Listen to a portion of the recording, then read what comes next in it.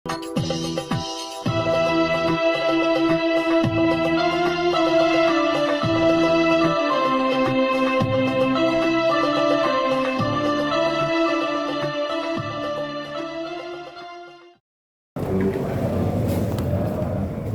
kita buka kembali Mushaf Al-Quran, masih pada surat ke-26, surat Al-Su'ara. Kita lanjutkan mulai ayat 116.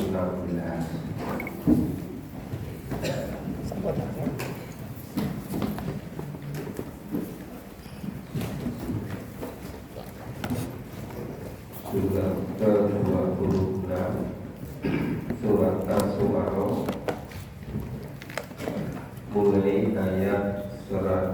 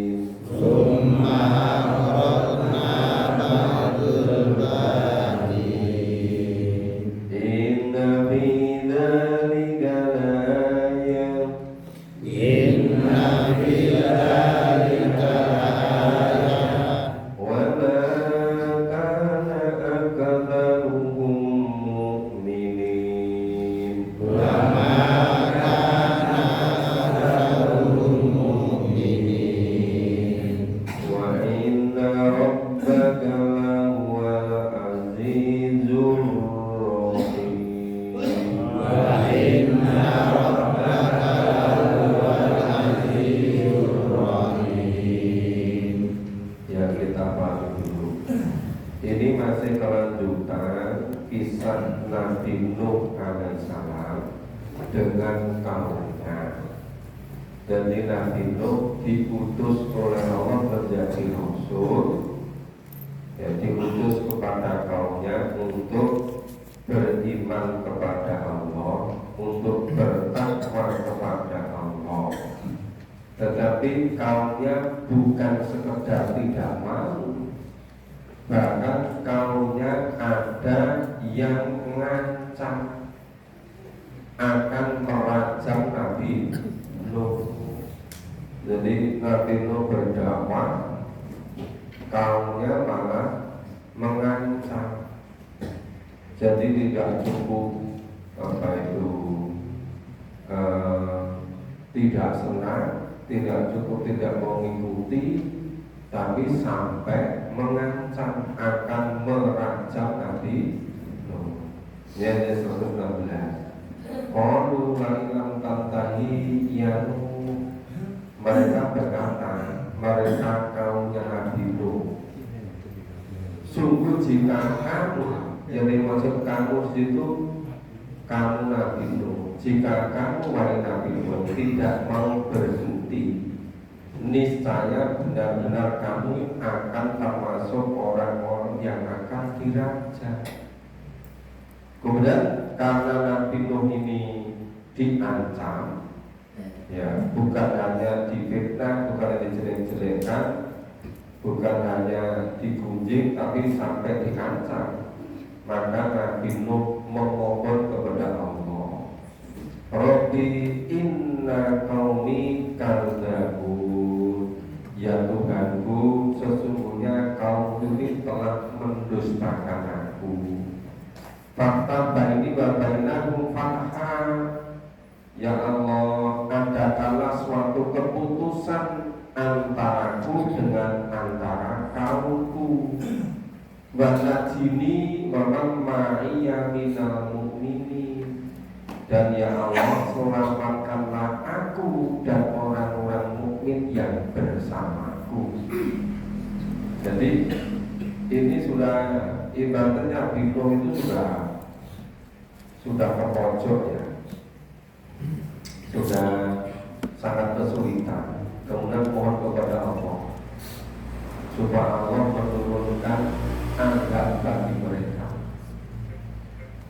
Nah, kemudian dengan singkat kisah, ma'an jainahu wa ma'al, kemudian Allah menyelamatkan Nabi Nuh dan orang-orang yang bersamanya bil fulki maskun, di dalam kapal yang penuh muatan. Kalau di surat ayat yang lain memang telah diejek, bahkan kaum mengatakan Nabi Nuh itu orang yang gila. Kemudian Nabi Nuh mohon pada Allah, Allah perintahkan pada Nabi Nuh untuk membuat kapal. Betul Nabi Nuh mulai buat kapal, kaumnya semakin ngejek lagi. Ngejeknya itu nggak masuk akal. Mau di padang pasir nggak ada air, nggak ada hujan, kok malah membuat kapal. Tapi karena Nabi Nuh diperintah oleh Allah, terus saja membuat. Begitu kapal saja dibuat, ya Nabi Nuh dan para pengikutnya masuk dalam kapal, kemudian berbagai macam tanaman, tumbuh-tumbuhan, binatang ternak, dan orang lain semuanya diajak masuk ke kapal. Begitu sudah lengkap dalam kapal penuh muatan, nah ternyata bumi ini jadi sumber mata air, dan langit mencurahkan air sangat deras.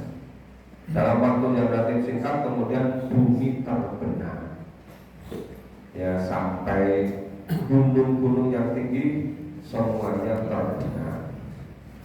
Maka Nabi Nuh dan orang-orang mukmin bersamanya itu diselamatkan di dalam kapal. Dimana benar ba'dul baqi. Kemudian setelah itu Allah tenggelamkan semua orang yang tidak ada di dalam kapal. Itu dari Nabi Nuh dulu ke atas sampai Nabi manusia pertama, Nabi Adam. Itu kira-kira 10 generasi. Baru 10 generasi orang sudah ingkarnya seperti itu. Ya mungkin belum terlalu banyak penduduk dunia, baru 10 generasi. Itu sampai Nabi Nuh habis semua, yang tersisa tinggal di dalam kapal. Jadi orang-orang yang jahat sudah habis semua, tinggal orang-orang yang baik. Ini sebetulnya asal usul keturunan Bani Adam itu baik-baik semua. Begitu jelek dimusnahkan semua, tinggal yang baik. Nanti menjadi banyak, durhaka lagi, dimusnahkan lagi, tinggal yang baik. Terus berkembang biak jadi jelek lagi, terus beruntun begitu. Nah sampai Nabi yang terakhir ini tampaknya kok semakin merajalela yang sebaliknya. Inna fi dzalika la'ayah. Nah, kejadian seluruh manusia ditenggelamkan, dibinasakan tadi itu menjadi tanda kekuasaan Allah. Wa makana aktaruhum mukminin, tapi anehnya sebagian besar manusia tetap tidak mau beriman. Wa inna rabbaka lawal azizur rahim. Sesungguhnya Tuhanmu dialah yang maha perkasa lagi maha penyayang. Ini kisah Nabi Nuh disebutkan sangat singkat, cuma inti sarinya seperti itu. Jadi yang sebelumnya dikisahkan itu yang paling panjang, bagaimana kisah Nabi Musa dengan Fir'aun, kemudian Nabi Ibrahim dengan umatnya, kemudian ini sedikit kisah Nabi Nuh. Kisah Nabi Nuh selesai, dilanjutkan kisah Nabi Hud mulai ayat 123. Itu kisah Nabi Hud sampai ayat 140. Kita baca dulu. A'udzu billahi minasy syaithanir rajim. A'udzu billahi minasy syaithanir rajim. Kadzabat 'adul mursalin. Kadzabat 'adul mursalin. Idh qala lahum akhuhum Hudun ala tattaqun. Idh qala lahum akhuhum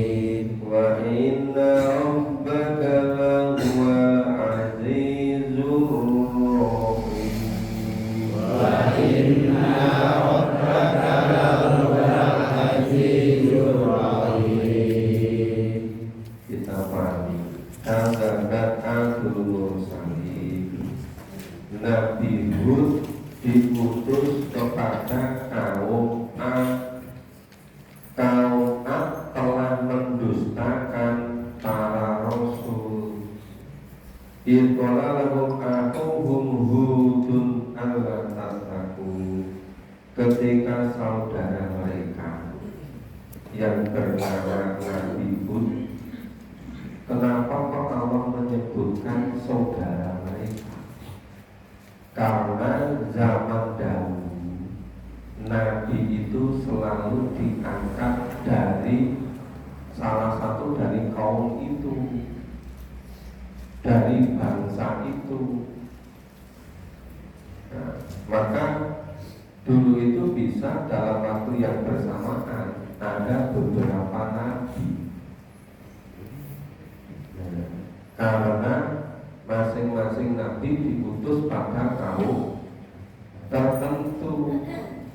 Nah, karena umat manusia di muka bumi belum terlalu banyak, maka kaum A itu diutus Nabi Hud. Nanti kaum tertentu lagi diutus Nabi ini. Jadi misalnya ini Nabi Hud diutus pada kaum A. Nanti Nabi Soleh diutus kepada kaum Samud. Nanti Nabi Syuaib diutus pada kaum yang tinggal di Madian. Nah, jadi satu kaum ada nabi sendiri, satu kaum ada rasul sendiri. Yang satu nabi untuk fatalitas itu hanya Nabi Muhammad. Satu nabi, satu rasul, tapi untuk seluruh umat manusia. Maka istilah dinamakan itu Qala lahum aquhum hudun ala tattaqu, ketika saudara mereka yang bernama Nabi Hud berkata kepada mereka, contohnya, mengapa kamu tidak beriman? Inilah rasulun kami, sesungguhnya aku ini adalah seorang rasul yang diutus kepadamu. Ini perkataan Nabi Hud. Fattakullah wa atiku, bertakwalah kepada Allah dan taatilah aku. Aku Nabi Hud, karena Nabi Hud diutus oleh Allah menjadi rasul, menjadi nabi. Nah, jadi sejak zaman dulu sampai seterusnya seluruh nabi, seluruh rasul ya tugasnya sama, mengajak bertakwa, mengajak beriman, mengesahkan Allah dan menghambakan diri semata-mata kepada Allah. Wa ma as'alukum alaihi min ajr, dan sekali-kali aku tidak meminta upah kepadamu atas ajarku ini. In ajriya illa ala rabbil alamin, upahku semata-mata hanya dari Allah Tuhan semesta alam. Atabatnuna bikulli rihin ayatan ta'badu, apa kamu mendirikan pada tiap-tiap tanah itu bangunan yang tinggi untuk bermain-main? Ternyata umatnya kaum Hud, kaum Ad itu bermewah-mewah untuk membuat bangunan-bangunan yang hebat-hebat, yang kokoh, yang tinggi, yang menjulang tinggi. Jadi pada zaman Nabi Hud, kaum Ad itu sudah mencapai kemajuan teknologi bangunan rumah yang luar biasa. Maka istilahnya di sini ini kamu mendirikan bangunan-bangunan yang tinggi kokoh. Terus watatakiluna masoni ala alakum tamdudu, kamu membuat benteng-benteng dengan maksud supaya kamu kekal, supaya kamu tidak meninggal. Coba orang karena durhaka pada Allah takut meninggal, dan takut meninggal terus membuat benteng. Nah, kalau sekarang biasa orang takut meninggal itu dengan eh, memiliki sekian banyak dokter spesialis, kemudian nanti kalau berobat ke rumah sakit yang terbaik di dunia, tapi tetap meninggal kan? Tetap meninggal kan? Walaupun yang misalnya usia 70 tahun baru mulai jadi presiden, meninggal juga kan? Yaitu hanya menambah panjang siksaan di dunia saja. Karena orang takut meninggal. Padahal meninggal itu kepastian. Nah maka umpamanya kaum Hud, kaum Ad itu saking takutnya untuk meninggal, membuat benteng-benteng yang kokoh, tinggi, kuat. Faida batostum jabari. Apabila kamu menyiksa, maka kamu menyiksa sebagai orang-orang yang kejam dan bengis. Jadi orangnya itu kuat-kuat, tinggi, besar, teknologi bangun hibah. Kalau menyiksa pada orang yang tidak senang, soalnya sendiri, yang kejamnya luar biasa, bengisnya luar biasa. Mungkin kalau sekarang ya mirip-mirip yang menghancurkan Palestina.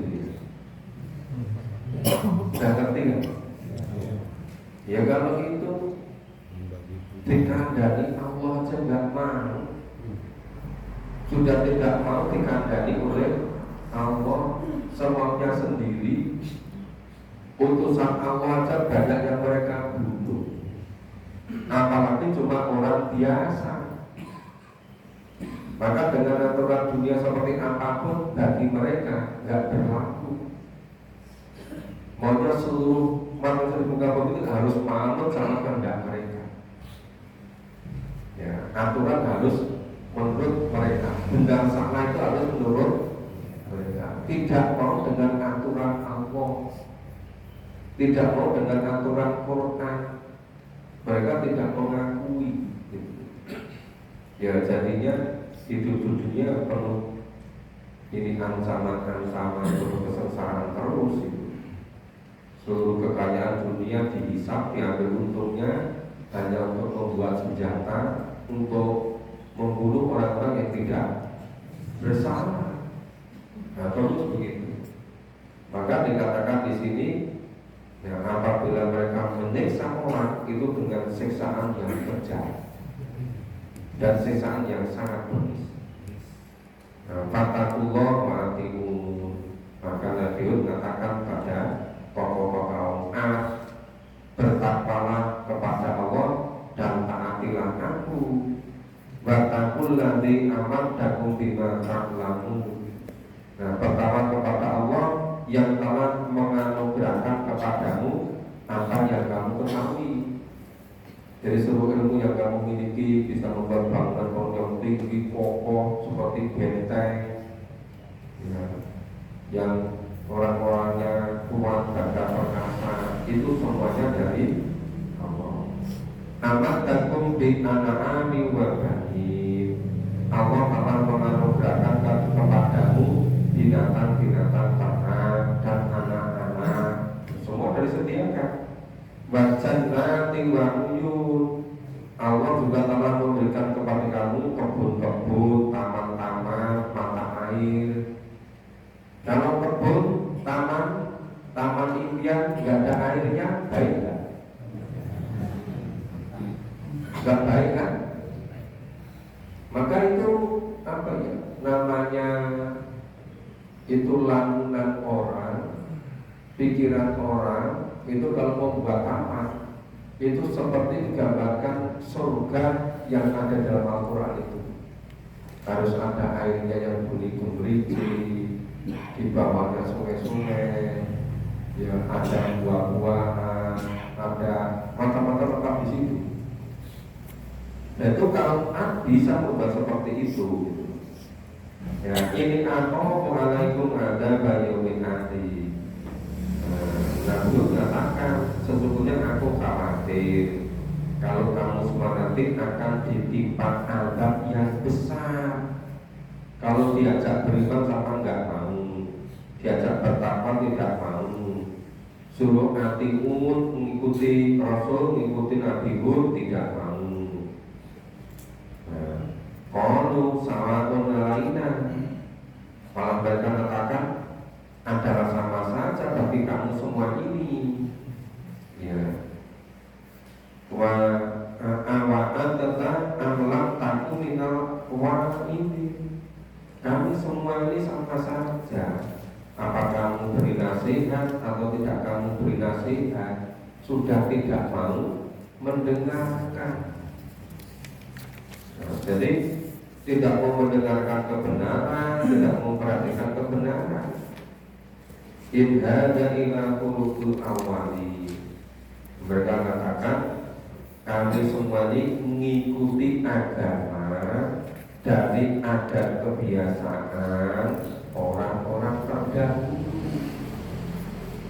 Hanya mengikuti kebiasaan adat-adat nenek moyangnya.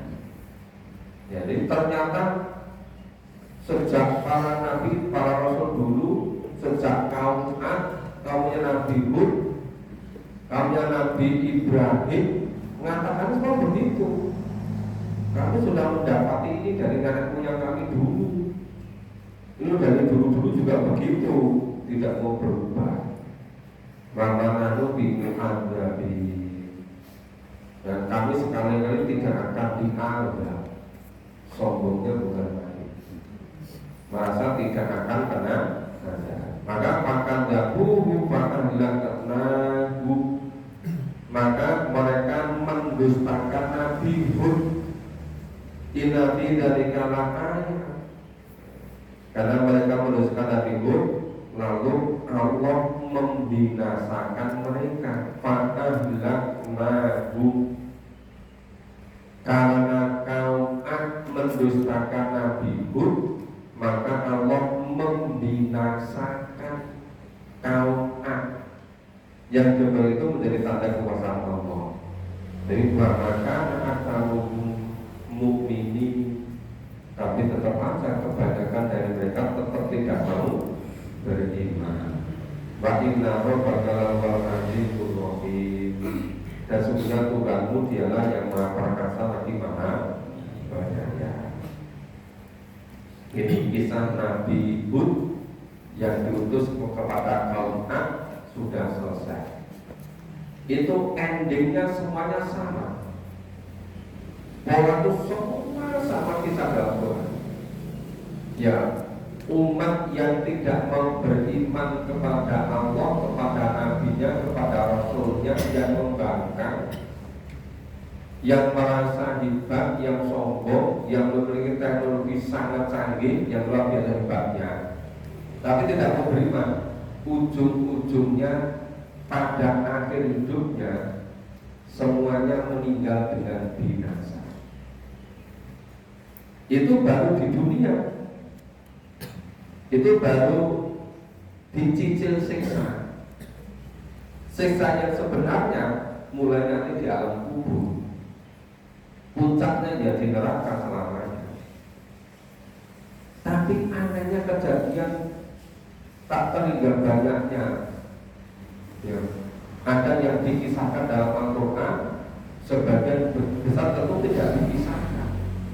Yang dikisahkan dengan jelas itu pun tetap saja kebanyakan manusia tidak mau beriman.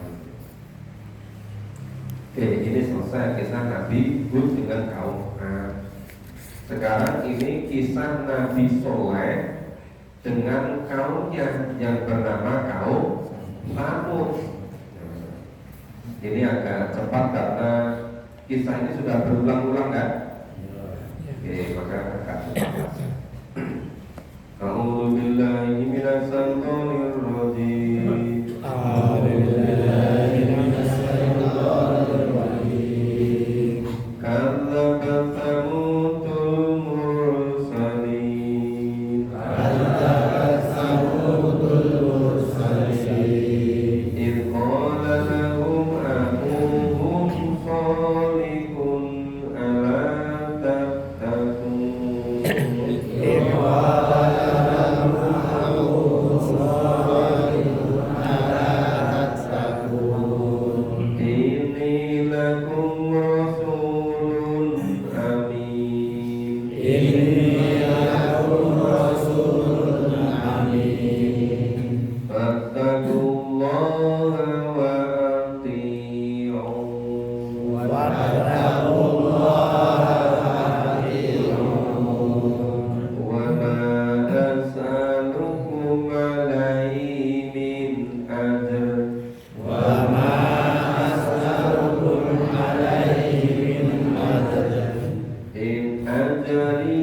إلا على رب العالمين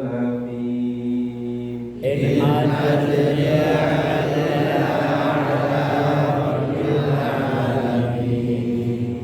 أتتركون فيما هاهنا آمنين أتتركون فيما في جنات وعيون في جنات وزروع ونهر طلعها هضيم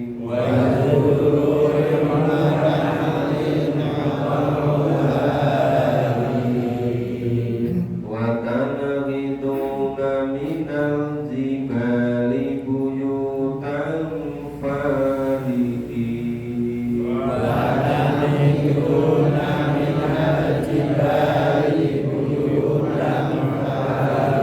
فارهين فاتقوا الله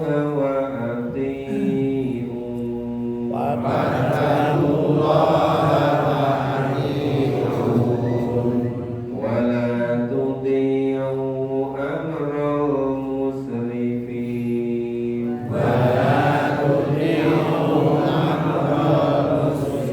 المسرفين الذين يفسدون في الأرض ولا يصلحون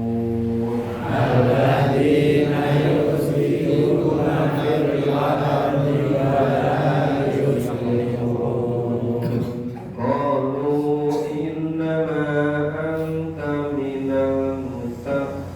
المسحرين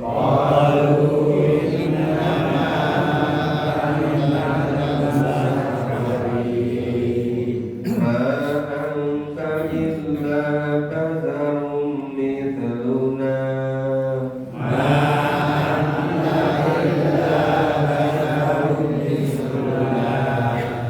فأت بآية إن كنت من الصادقين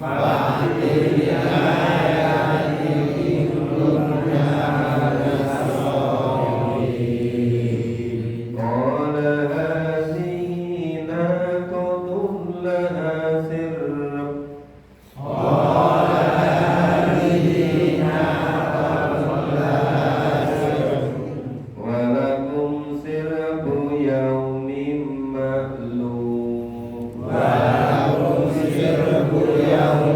معلوم ولا تمسوها بسوء فيأخذكم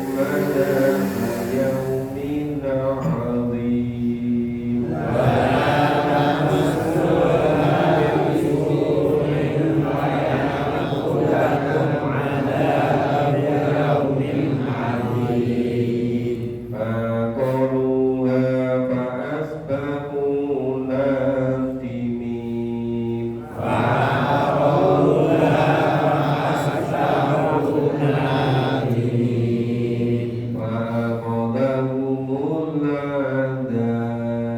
فأخذهم العذاب إن في ذلك لآية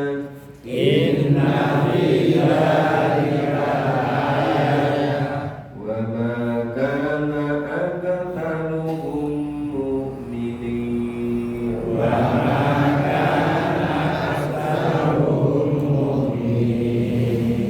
وإن ربك لهو العزيز الرحيم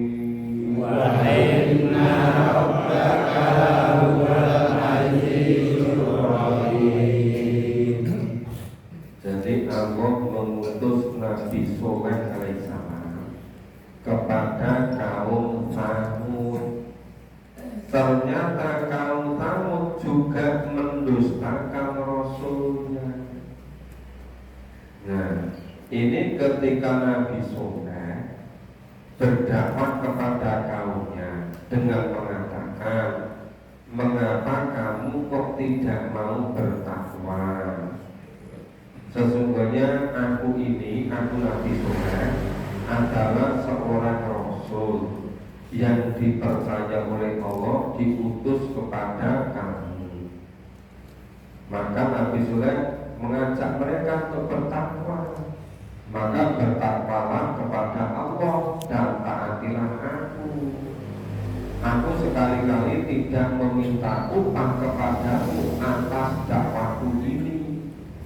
Upahku semata-mata hanya dari Tuhan yang menguasai alam semesta. Ya, adakah kamu akan biarkan tinggal di sini ya dengan aman?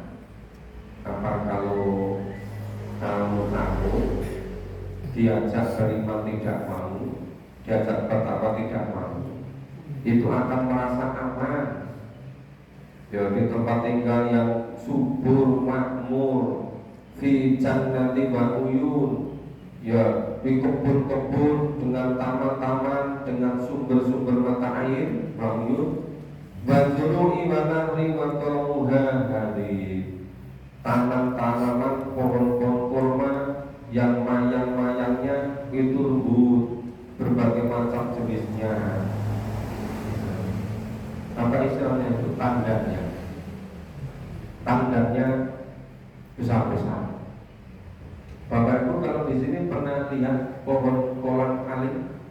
Ya. Kolang kaling? Kalau tandanya yang besar-besar kan? Nah itu tandanya besar-besar, panjang-panjang seperti itu. Itu cuma untuk gambarkan, memudahkan. Watan itu naminal jibalu buyutan farihi.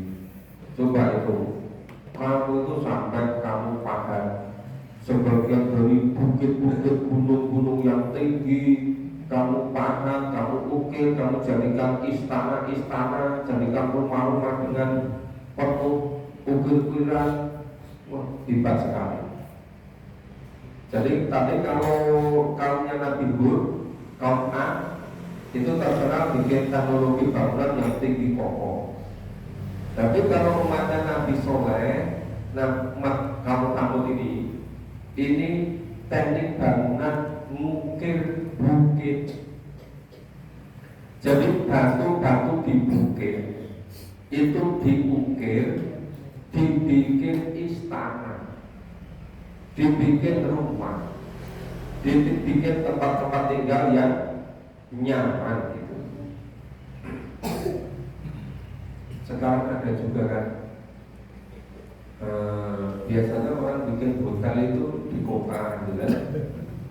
Nah sekarang bikin hotel yang apa di daerah-daerah yang ada gunungnya, ada apa tuh air yang gemericik, ada air mancur, ada kerujukan.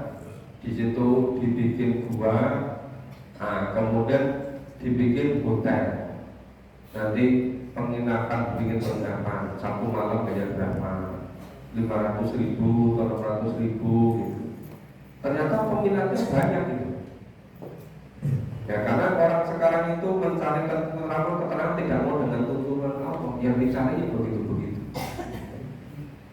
Makanya biasanya orang itu senang mereka begini yang disediakan.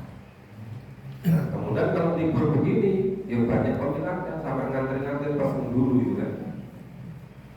Ya, jadi ini umatnya kaum Soleh, kaum Famud ini punya teknologi yang sangat canggih untuk membuat pahat, ukir-ukiran, membuat rumah-rumah yang bagus, bikin istana itu di gunung-gunung, gunung batu.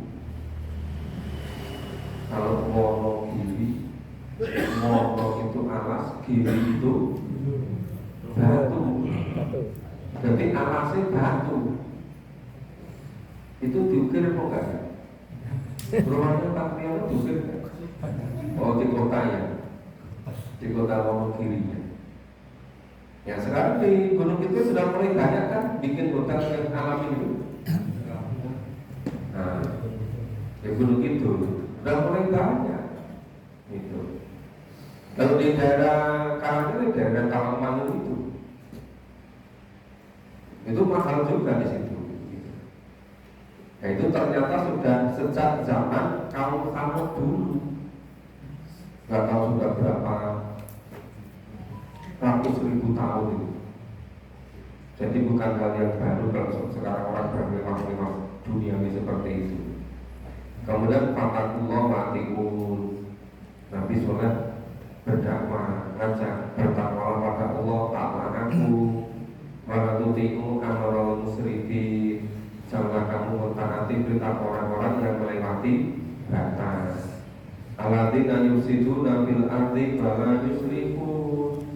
Ya, mereka membuat kerusakan di muka bumi, tidak mau mengadakan perbaikan. Qalu innama anta minal musakharin. Malah mereka berkata, sesungguhnya kamu ini adalah salah seorang dari orang-orang yang kena sihir. Menganggap Nabi Soleh orang yang kena sihir. Kenapa? Enggak dianggap Nabi, enggak dianggap Rasul. Aneh. Orang sedang berlomba-lomba masalah dunia ini, membuat istana rumah yang paling indah, paling baik, mungkin gunung batu, kok malah ngajak takwa. Seperti tadi malam saya sampaikan di pengajian di gedung. Nah, libur begini kan semuanya lari-lari ke tempat-tempat wisata gitu kan, ke tempat-tempat perbelanjaan, ke mal-mal, ke tempat-tempat kuliner, ke tempat-tempat yang bagi mereka surga dunia gitu kan. Makanya kalau ada segelintir orang sebagian kecil ngajak iman, ngajak takwa, ngajak Al-Quran, dianggap wah itu orang kena sihir, orang umum gitu. Umumnya yang berlibur itu ya namanya berlibur itu. Masa berlibur malah di masjid, masa berlibur malah di tempat pengajian, dianggap tidak umum. Makanya Nabi saja dianggap oleh kaumnya kena sihir. Kalau mereka mengatakan inama anta, hanya saja kamu itu minal musakharin, orang yang kena sihir. Ma'anta ila basarun mitluna, kamu tidak lain melainkan hanya orang biasa seperti kita juga. Fakti bi ayati in kunta minas shodiqin. Coba kalau kamu betul-betul nabi, datangkanlah mukjizat kepada kami. Jika kamu memang orang-orang yang benar. Qala hadina qatullah hasil. Sholat menjawab. Kemudian sholat memohon pada Allah. Kan di surat yang disebutkan kaum Thamud ini ngepal Nabi Soleh. Nek pancen gue bener Nabi, coba kamu minta pada Tuhan. Ini kan ada batu-batu hitam yang diukur-ukur jadi rumah, jadi istana itu. Mintalah pada Tuhanmu supaya mengeluarkan unta betina dari batu hitam ini. Ngepal, nek pancen gue bener gitu. Coba buktikan kalau bisa. Betul. Nabi Soleh memohon pada Allah. Allah mengabulkan. Betul-betul terwujud unta betina yang keluar dari batu hitam. Saat begitu mereka tetap juga nggak mau beriman, malah semakin sombong. Unta betina tadi ternyata memberikan maslahat, ya susunya, waktu itu memberikan kepada manusia.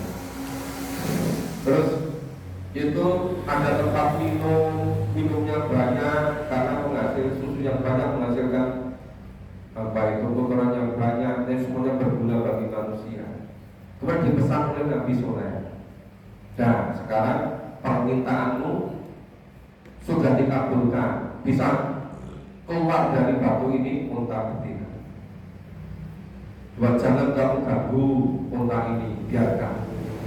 Anehnya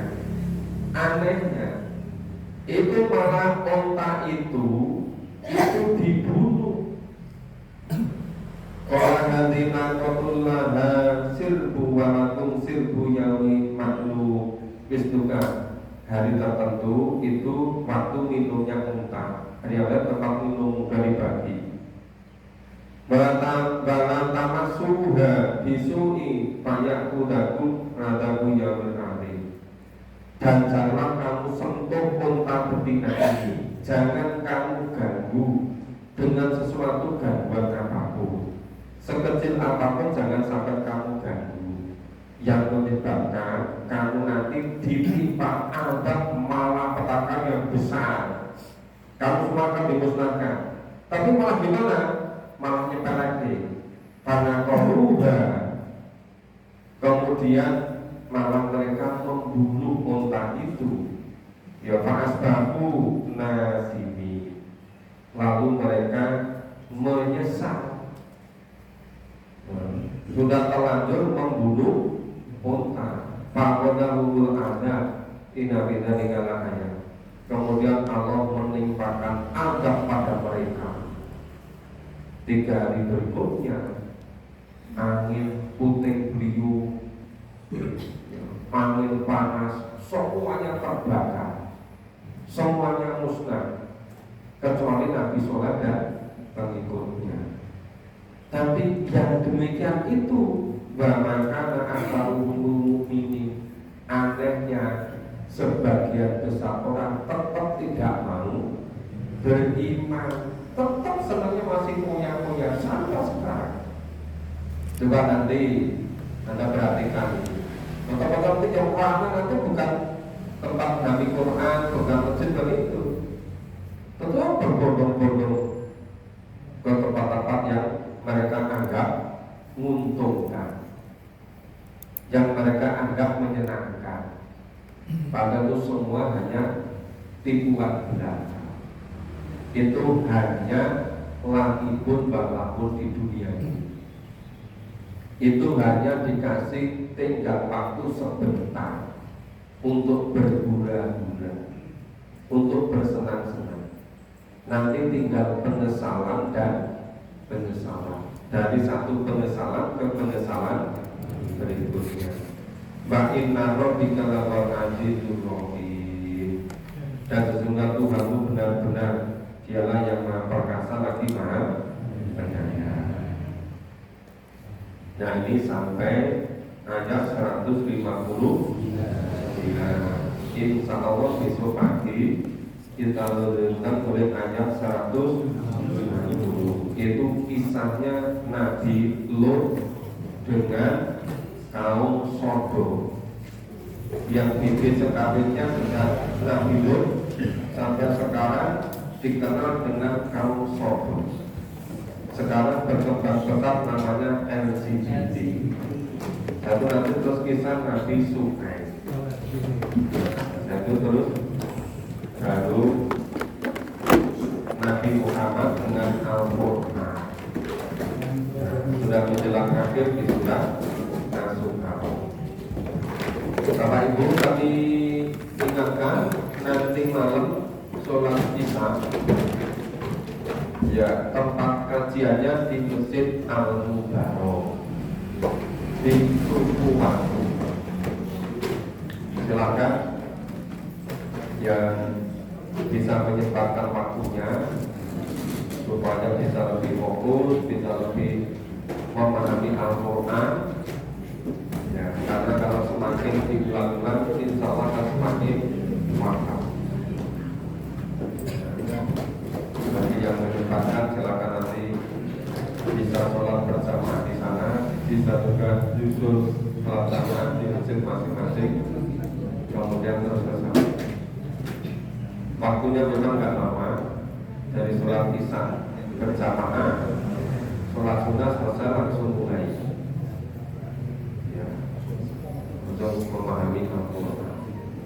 Demikian, semoga bermanfaat. Terima kasih semuanya. Kita akhiri bersama dengan baca hamdalah dan alhamdulillah.